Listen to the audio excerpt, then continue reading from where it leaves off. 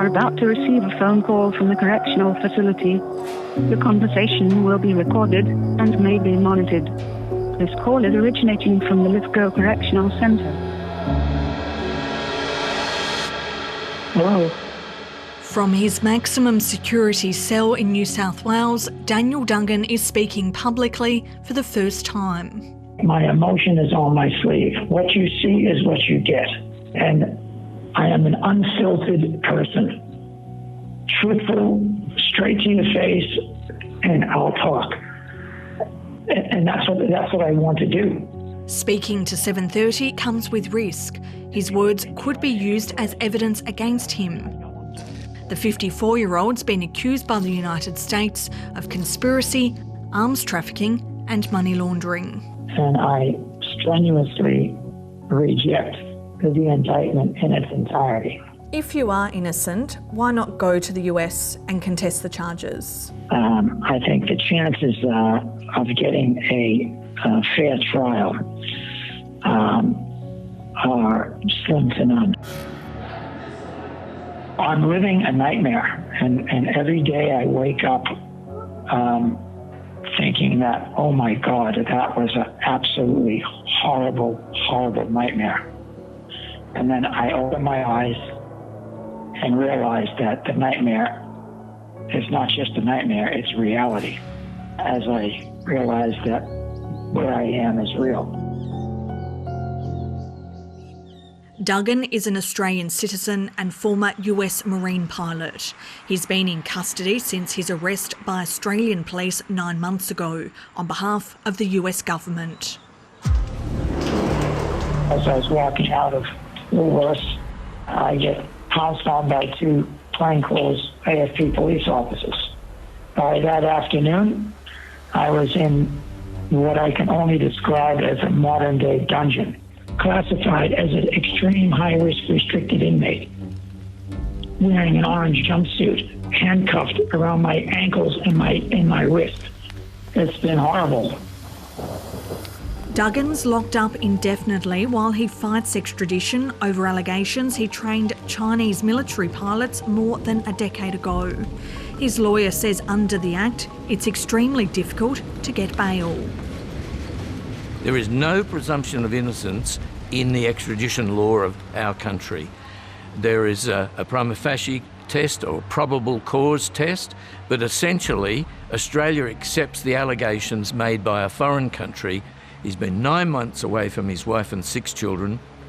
He has no risk of flight and he should be granted bail. The US is pursuing Duggan over his time as an instructor at the Test Flying Academy of South Africa between 2010 and 2012. The indictment alleges the school had a contract with a state-owned entity in China and that Duggan delivered training to Chinese military pilots. The truth of it is that there was nothing wrong. I went as an employee with other Western pilots, including other Australians, and trained civilian Chinese test pilots. Were any of those test pilots from the Chinese military? No, they were civilian test pilots. Now, I'm in prison and no one else is. And I'm happy that no one else is, because they shouldn't be, because there was no law broken. The Test Flying Academy of South Africa has told 7:30 none of its training involves classified methods nor any frontline activities or defence services. But the indictment alleges Duggan taught Chinese pilots naval aviation skills in violation of an arms embargo. Did you teach aircraft carrier takeoff and landing procedures to Chinese pilots? I think the better question is, with all due respect, is that was there any training that went on that was illegal? And the answer to that is an emphatic no. Test pilots are, particularly advanced test pilots, are doing training for all sorts of things that are at the extremes of aviation, such as stall and spin recovery. There was no, and I repeat, there was no secret information or or propriety information as all public domain, open source information that anybody, if they're interested to, could Google it or look it up on Wikipedia. He also rejects accusations he concealed from authorities more than $180,000 he was paid for the training. So now all of a sudden that's laundering money. Money was paid into bank accounts in my name and declared on my taxes. I think if you want to hide payments, you don't declare them on your taxes. Retired Colonel Ben Hancock was Duggan's superior in the US Marines during an operation in the late 90s in the Persian Gulf. Dan was I'll call it a Jedi Knight, cream of the crop, hands down, highly respected, highly regarded, very proficient military jet pilot. Now a commercial airline pilot, he says he's shocked by the allegations against Duggan. My initial inclination is that Dan is innocent. He's a good man of character, a loyal citizen, pilot, patriot, who's simply trying to make a living doing what he likes to do, flying airplanes. You didn't operate the school, you didn't start the school, didn't manage the school. It's not his job as an instructor to vet the students. The US State Department declined 730's request for an interview. A spokesman said as a matter of long-standing policy, the department does not comment publicly on extradition matters. Duggan claims the charges are politically motivated because of escalating tensions between the United States and China. This is a signal sending, and it has nothing to do with me personally. It's more to do with the signal that they want to send in a geopolitical sense. So far as China is concerned, we were conducting joint military exercises at sea between the Royal Australian Navy and the PLA Navy at a time when Dan Duggan is accused of, as it were, consorting with the enemy. It's a double standard, it's hypocrisy. Duggan first came to live in Australia in the early 2000s. He married Safreen in 2017 and the couple have 6 children between them.